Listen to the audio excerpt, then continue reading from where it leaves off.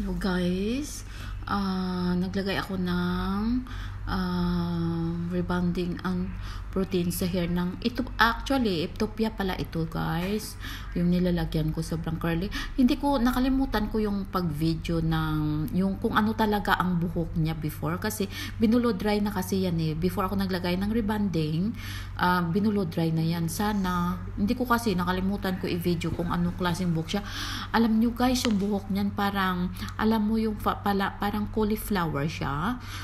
Sobrang dikit sa ulo niya. Sobrang dikit yon na para maiksi talaga siya tingnan. Pero after that na blow dry ganyan siya bago ako naglagay ng gamot.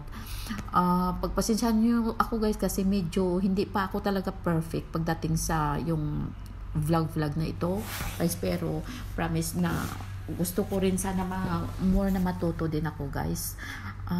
Minsan din nakakalimot din ako kung anong mga bagay na dapat kong gawin. Pero guys, panoorin nyo kasi medyo mahaba itong video kasi dalawang gamot ang nilalagay ko Yung gamot na ito, rebonding ito nilalagay ko guys.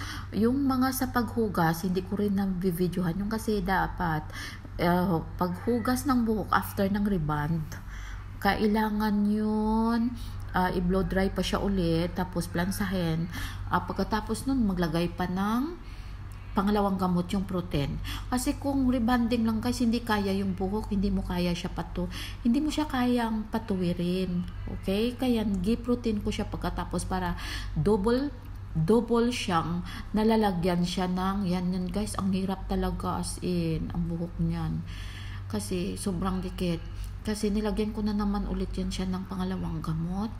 Ngayon guys, pagkatapos niyan, giprotein ko siya. Yun na, tingnan nyo yung sa end niya kung anong result guys. Promise, natuwid talaga siya. Ang happy niya. Guys, thank you sa pagpanood ng aking video guys. Continue nyo lang guys hanggang sa matapos.